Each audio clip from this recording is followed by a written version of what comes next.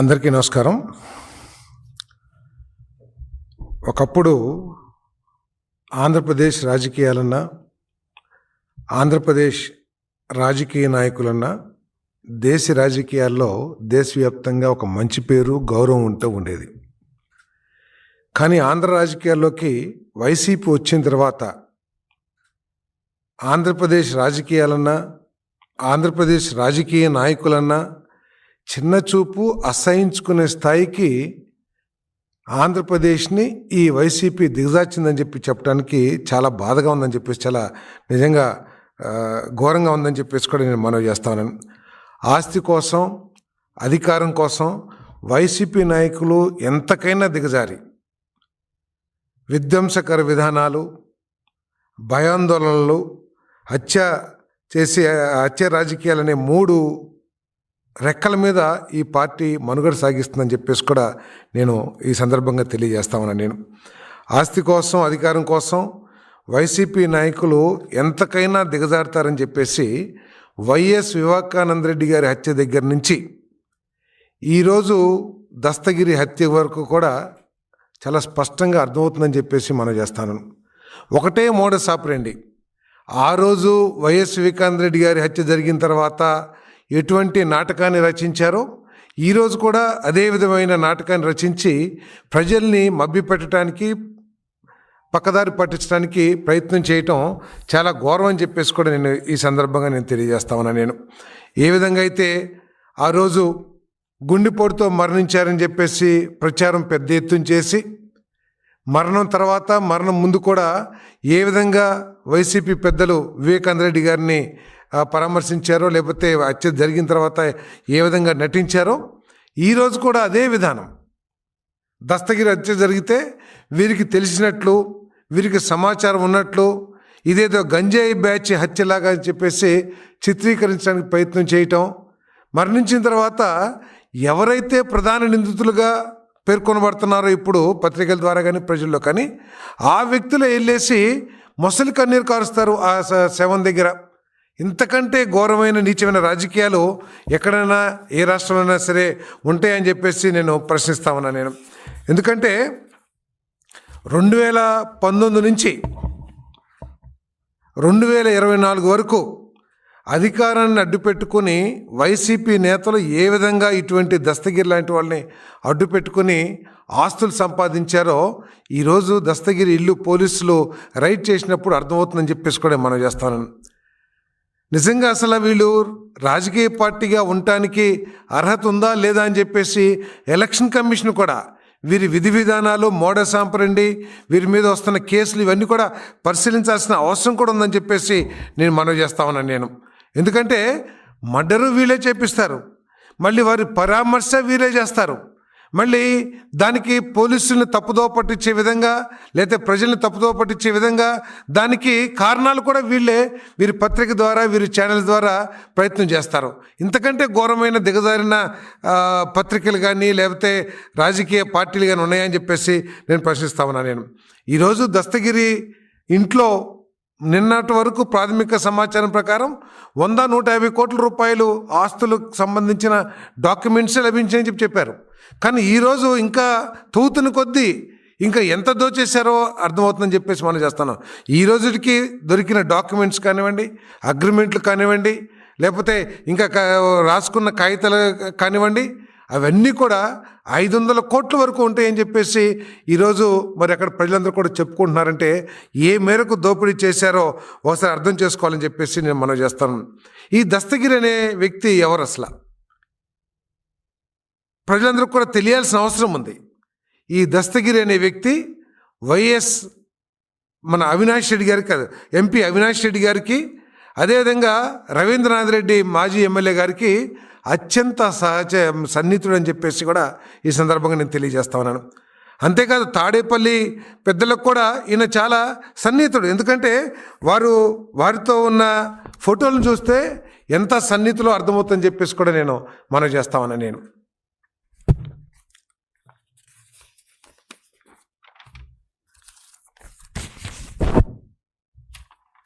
ఆఖరికి ప్రతి పులివెందుల్లో జరిగే రహస్య మంత్రాల్లో, అది రాజకీయ మంత్రాలు కానివ్వండి, లేకపోతే ఇటువంటి కుట్రలు కుతంత్రాలకు సంబంధించిన మంత్రాలు కానివ్వండి, అటువంటి మంత్రాల్లో ప్రతి మంత్రంలో కూడా ఈ దస్తగిరి గారు ఉంటారని చెప్పేసి కడపలో అందరూ కూడా చెప్పుకుంటాం.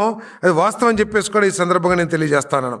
దీంట్లో ఆశ్చర్యం ఏంటంటే చీకట్లో చంపేస్తారు, మళ్ళీ పొద్దున్నే వెళ్ళేసి మొట్టమొదటిగా వీళ్ళే వాళ్ళకి నివాళులు అర్పించడం, లేకపోతే మొసలి కన్నీరు కారుస్తాం చేస్తూ ఉంటారని చెప్పేసి కూడా నేను మనం చేస్తాను. ఎందుకంటే ఈ ఫోటో చూడండి. ఎవరైతే ప్రధాన నిందితుడిగా కుట్రదారుడిగా ఈరోజు పేర్కొనబడుతున్నాడో అదే వ్యక్తి వెళ్ళి ఆ శవాన్ని పరామర్శిస్తాం, ఇంతకంటే ఘోరం ఏమైనా ఉంటుందా అని చెప్పేసి మనం చేస్తాం. నేను అదే కాదు, ఎవరైతే హత్యలో నిందితులుగా హత్యలో పాలు పంచుకున్న వాళ్ళుగా పోలీసులు పట్టుకున్నారో వాళ్ళు హత్య జరిగిన 3 గంటల్లోపు ఈ నిత్యానంద రెడ్డి గారి దగ్గరికి వెళ్ళి వారి దగ్గర ఆశ్రయం పొందారని చెప్పేసి కూడా చాలా ఆధారాలు కూడా లభించినాయని చెప్పేసి నేను ఈ సందర్భంగా నేను తెలియజేస్తాను. మరి అటువంటి వ్యక్తే వెళ్ళి అక్కడ పరామర్శిస్తున్నాడంటే ఏమనుకోవాలి? ఈ కుట్ర, ఇటువంటి కుట్రలు అసలు రాజకీయాల్లో జరుగుతాయా అని కూడా ఆశ్చర్యకరంగా ఉందని చెప్పేసి కూడా నేను మనవి చేస్తాను. నేను మరి జగన్మోహన్ రెడ్డి గారు కూడా ఈ దస్తగిరిని కుటుంబాన్ని పరామర్శించడానికి వెళ్తారని చెప్పారు. పత్రికల్లో కూడా వచ్చింది. ఎందుకు ఆయన వెళ్ళలేకపోయారని చెప్పేసి కూడా నేను ప్రశ్నిస్తా ఉన్నానని చెప్పేసి కూడా తెలియజేస్తా ఉన్నాను. అంతేకాకుండా ఈ 5 సంవత్సరాల్లో 2000 అందరూ ఇప్పుడు దాకా లభించిన ఆధారాలు కానివ్వండి, ఆ పార్టీ చేసిన విధానాలు కానివ్వండి, స్పష్టమైంది ఏంటంటే దోచుకోవటం ఒకటే లక్ష్యంగా 5 సంవత్సరాలు పరిపాలన జరిగింది. రాష్ట్రాన్ని విధ్వంసం చేయటమే ఒక విధానంగా పరిపాలన జరిగిందని చెప్పేసి ప్రజలందరూ కూడా అర్థం చేసుకున్నారు. 5 సంవత్సరాల్లో దస్తగిరిని అడ్డు పెట్టుకొని ప్రజల్ని బెదిరించి కారు చౌకగా అమాయకుల్ని బెదిరించి వాళ్ళ దగ్గర నుంచి వాళ్ళని చిత్రహింసలు చేసి భూములన్నీ కూడా లాక్కున్న విషయం ఈరోజు అందరూ కూడా చెప్పుకుంటున్నారని చెప్పేసి తెలియజేస్తా ఉన్నాను. ఇది వాస్తవం కాదా చెప్పమని చెప్పేసి కూడా నేను అడుగుతా ఉన్నాను. నేను దస్తగిరి గారి ఇంట్లో దాదాపు 150-175 డాక్యుమెంట్స్ దొరికినాయి అంటే 5 సంవత్సరాల్లో వీళ్ళు చేసిన పరిపాలన ఏంటి, కడపలో చేసిన కార్యక్రమాలు ఏంటో కూడా స్పష్టంగా అర్థమవుతాయని చెప్పేసి కూడా నేను ఈ సందర్భంగా నేను తెలియజేస్తా ఉన్నాను. నేను మరి అంతేకాదు, ఈయన కడప జిల్లా గూడూరు దగ్గర జగన్మోహన్ రెడ్డి గారి మేనమామ రవీంద్రనాథ్ రెడ్డి గారికి ఒక బ్రహ్మాండమైన గృహాన్ని నిర్మించిన విషయం వాస్తవా కాదా? ఇప్పుడు కూడా గృహప్రవేశం జరగలేదు. అది వాస్తవా కాదా అని చెప్పేసి నేను ప్రశ్నిస్తా ఉన్నాను. నేను దస్తగిరికి మాకు సంబంధం లేదని చెప్పేసి కడప వైసీపీ నాయకులు చెప్పే దమ్ముందా అని చెప్పేసి కూడా అడుగుతా ఉన్నాను. ఆయనకి అంతేకాకుండా రామాంజరెడ్డి పేరు మీద 30 దాకా డాక్యుమెంట్స్, ఎవరు రవీంద్రనాథ్ రెడ్డి గారి కుమారుడి పేరు మీద 30 డాక్యుమెంట్స్, రవీంద్రనాథ్ రెడ్డి సతీమణి గారు అరుణ్ కుమార్ గారి పేరు మీద మరికొన్ని డాక్యుమెంట్లు. వీళ్ళంతా ఎవరికి బినామీలు అని ప్రజలు ఆలోచించాల్సిన అవసరం ఉందని చెప్పేసి మనం చేస్తాను. ఏమిటి వీళ్ళకి సంబంధం ఏంటి? ఎందుకు దస్తగిరిని చంపాల్సి వచ్చింది? ఎందుకు నిత్యానంద రెడ్డి వైసీపీ నాయకుడు షెల్టర్ ఇవ్వాల్సిన అవసరం ఎందుకు వచ్చింది? అంటే వాడుకొని పార్టీ కార్యకర్తల్ని ఈ విధంగా వాడుకొని వారి అమాయకత్వాన్ని, వారి పేదరికాన్ని ఆసరాగా చేసుకుని ఈ విధంగా వాడుకొని వారి పేరు బయటకు రాకోకుండా ఈ విధంగా హతమార్చడం, ఎలిమినేట్ చేయటం అనేది వైసీపీ యొక్క విధానం అని చెప్పేసి నేను అడుగుతా ఉన్నాను. ఈరోజు వైసీపీ హత్య రాజకీయాలకు ఒక డెన్గా మారిందని చెప్పేసి కూడా నేను మనవి చేస్తా ఉన్నాను. నేను అసలు ఈ 5 సంవత్సరాల్లో వైసీపీ చేసిన పాపాలు తలుచుకుంటే నిజంగా వాళ్ళు ఈ రాష్ట్ర ప్రజలు వారిని క్షమించవచ్చా? భవిష్యత్తులో ఎప్పుడైనా సరే అసలు దీన్ని ఒక రాజకీయ పార్టీగా గుర్తించవచ్చా అని చెప్పేసి ప్రజలు ఆలోచించుకోవాల్సిన పరిస్థితి కూడా ఉందని చెప్పేసి నేను ఈ సందర్భంగా తెలియజేస్తాను. అన్నపూర్ణమ్మ ఆలయం వద్ద వృద్ధ దంపతులను బెదిరించి భూములు లాక్కోవటం, పోలీసుల సంక్షేమానికి చెందిన భూములు లాక్కోవటం, అదేవిధంగా బొక్కవంక జలాశయం వద్ద 35 ఎకరాలు భూ కబ్జా, రైల్వే ఉద్యోగుల ప్లాట్ల కబ్జా, ఇలా చెప్పుకుంటూ పోతే అంతులేని పాపాలు గత 5 సంవత్సరాలు చేశారని చెప్పేసి నేను మనవి చేస్తాను. ఇవన్నీ కూడా తాడేపల్లి నాయకులకు తెలియకుండా జరిగినాయి అని చెప్పేసి అడుగుతా ఉన్నాను. ఒకవేళ తెలుసుంటే ఆ రోజే కనుక చర్యలు తీసుకుంటే ఇటువంటి దారుణాలు, మారణ హోమాలు జరగవు కదా. అంటే మీరు తీసుకోలేదంటే ఏంటి? దీని వెనక మీ హస్తం కానీ లేకపోతే మీ ఆశీర్వాదాలు కానీ ఉన్నాయని చెప్పేసి ప్రజలందరూ అనుకోవాల్సిందే కదా అని చెప్పేసి కూడా నేను ప్రశ్నిస్తామన్నాను నేను. మరి పోలీసు అధికారుల నుంచి వృద్ధుల వరకు బలవంతంగా లాక్కుని రోడ్డు పడేశారు. రైల్వే ఎంప్లాయీస్, పోలీస్ ఎంప్లాయీస్ సంక్షేమం కోసం పోలీసులకు ప్రతి ఒక్కరం కూడా మనం వారికి ఇంకేదైనా సహాయం చేస్తానికి ముందుకెళ్ళాలి. కానీ మన ప్రాణాలని మన గౌరవాల్ని కాపాడుతున్న పోలీస్ డిపార్ట్మెంట్ భూములు కూడా లాక్కుంటాం అంటే, వారి సంక్షేమానికి ఇచ్చిన భూములు లాక్కుంటాం అంటే ఇంతకంటే దిగజారే ఆలోచనలు ఏ రాజకీయ పార్టీ కానీ ఏ నాయకులు కానీ చేయరని చెప్పేసి కూడా నేను ఈ సందర్భంగా తెలియజేస్తాను. ఎందుకు హత్య జరిగింది ఈరోజు? ఏదో రియల్ ఎస్టేట్ లావాదేవీలు లేదా పంపకాల్లో తేడాలు అంటున్నారు. అంటే పంపకాల్లో తేడాలున్నా, రియల్ ఎస్టేట్లో వివాదాలున్నా అంటే వైసీపీ విధానం ఇక నేరుగా హత్యలేనా? ఓకే, వివాదాలు ఉండొచ్చు. రియల్ ఎస్టేట్లో పార్ట్నర్స్కి లేకపోతే ఇద్దరు వ్యక్తులకి వివాదాలు రావచ్చు. వచ్చినప్పుడు ఏం చేస్తాం? మొట్టమొదటిగా పోలీస్ స్టేషన్కి వెళ్తాం, లేకపోతే న్యాయస్థానానికి వెళ్ళి న్యాయం కోసం పోరాడతాం. అంతేగాని పోలీస్ స్టేషన్లు అక్కర్లేదు, న్యాయస్థానాలు అక్కర్లేదు, నేరుగా ఎలిమినేషన్ ప్రాసెస్ ఒక్కటే మా విధానం. దాంట్లో ముఖ్య నాయకులు ఇన్వాల్వ్ అవుతుంటే అసలు ఈ రాజకీయ పార్టీ ఇది కరెక్టా అని చెప్పేసి నేను అడుగుతా ఉన్నా. నేను వైసీపీ నాయకులు కార్యకర్తలు కూడా ఆలోచించుకోవాలి.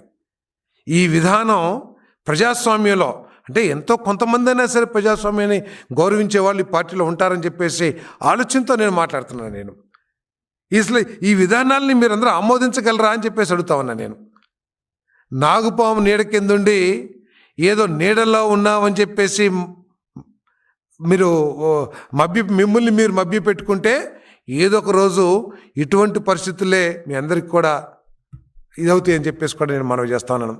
ఈరోజు అనేక కేసుల్లో ఈరోజు ఒక వైసీపీ నాయకులు ఏదో కేసుల్లో ఒక పోలీస్ స్టేషన్కి వెళ్తానికి తాపత్రయపడతా ఉన్నారు. అంటే వీళ్ళ డిఎన్ఏలోనే ఈ హత్య రాజకీయాలు, ఈ కుట్రలో కుతంత్రాలు ఉన్నాయని చెప్పేసి కూడా చాలా స్పష్టంగా అర్థమవుతుంది. ఇది ఎండింగ్ కూడా కాదని చెప్పేసి ప్రజలు భావిస్తూ ఉన్నారు. ఈ దస్తగిరి హత్యతో ఇది ఆగుతుందని చెప్పేసి కూడా ప్రజలు భావిస్తలా. ఇటువంటి హత్య రాజకీయాలు భవిష్యత్తులో కూడా వైసీపీ నాయకులు, వైసీపీ అభిమానుల ద్వారా జరుగుతాయని చెప్పేసి ప్రజలు ఇంకా కూడా భయపడతా ఉన్నారని చెప్పేసి కూడా నేను మనవి చేస్తాను. ఏదేమైనా సరే ఇటువంటి హత్యల్లో ఎంత పెద్దవాళ్ళు ఉన్నా సరే, వెనక ఎంత పెద్దవాళ్ళు ఉన్నా సరే ఎవరిని ఈ ప్రభుత్వం వదిలిపెట్టబోదని చెప్పేసి మనవి చేస్తాను. నేను క్షుణ్ణంగా డీప్గా వెళ్ళి ఎవరెవరిని వీరు మోసం చేశారు, ఎవరెవరు ఈ ఇటువంటి హత్య కేసుల్లో ఇన్వాల్వ్ అవుతున్నారు, ఏదైతే 2019లో మభ్యపెట్టి ప్రజల్ని పక్కదో పట్టేసరి ప్రయత్నం చేశారో అటువంటి కుతంత్రాలు ఇంకా ముందు జరగవని చెప్పేసి కూడా నేను సందర్భంగా స్పష్టంగా చేస్తాను. ఎంతటి పెద్దవాళ్ళు ఉన్నా కూడా వాళ్ళ మీద మరి చర్యలు తీసుకుంటాం. 5 సంవత్సరాల్లో ఇటువంటి భూ వ్యవహారాలు, ఇటువంటి లావాదేవీలు, ఇటువంటి భూ కబ్జాలు ఏదైతే ఉన్నాయో వాటన్నిటిని కూడా తీసుకుంటామని చెప్పేసి కూడా మనం చేస్తా ఉన్నాను. అసలు ఇవన్నీ చూస్తూ ఉంటే ఈ రాష్ట్రాన్ని ఏం చేయాలని వైఎస్ఆర్ కాంగ్రెస్ పార్టీ ఆలోచిస్తుందో ప్రజలందరూ కూడా ఆలోచించాలని చెప్పేసి నేను విజ్ఞప్తి చేస్తా ఉన్నాను. నేను ఇటువంటి వాతావరణాన్ని, ఇటువంటి హత్య రాజకీయాల్ని ప్రోత్సహించే ఒక ప్రతిపక్షం, ఒక రాజకీయ పార్టీ ఉంటే ఈ రాష్ట్ర మనుగడ ఏమవుతుందో అని చెప్పేసి కూడా ప్రజలు ఆలోచించాలని చెప్పేసి మనం చేస్తామని నేను. ఇటువంటి హత్య రాజకీయాలకి ప్రభుత్వం చూస్తూ ఉండదు. కఠినాతి కఠినంగా ఎంత పెద్దవాళ్ళు ఉన్నా సరే వీళ్ళ మీద శిక్షిస్తామని చెప్పేసి కూడా ఈ సందర్భంగా తెలియజేస్తామని నేను. ఎస్ కడప జిల్లా గూడూరులో ఇంకా ఇప్పటికి కూడా గృహప్రవేశం కాలేదనేది మాకున్న సమాచారం. గూడూరు అనుకుంటాను. గూడూరులో ఒక ఇల్లు కట్టారు. అంతేకాకుండా వారి కుమారుడు రామాంజిరెడ్డి పేరు మీద 30 డాక్యుమెంట్స్ దొరికినాయి. అంటే ఎటువంటి సంబంధాలు ఉన్నాయో ఒకరికొకరికి అనేది, అంటే 5 సంవత్సరాల్లో ఏ విధంగా కడప జిల్లాలో అమాయకులను బెదిరించి ఆస్తులు కారు చౌకగా లాక్కున్నారో కూడా ఇవన్నీ ఎస్టాబ్లిష్ చేస్తాయని చెప్పేసి మనం చేస్తున్నాం. వారి మిస్సెస్ పేరు మీద, అదేవిధంగా వారి అబ్బాయి పేరు మీద కూడా, రవీంద్రనాథ్ రెడ్డి గారి అబ్బాయి పేరు మీద కూడా ఇన్ని డాక్యుమెంట్స్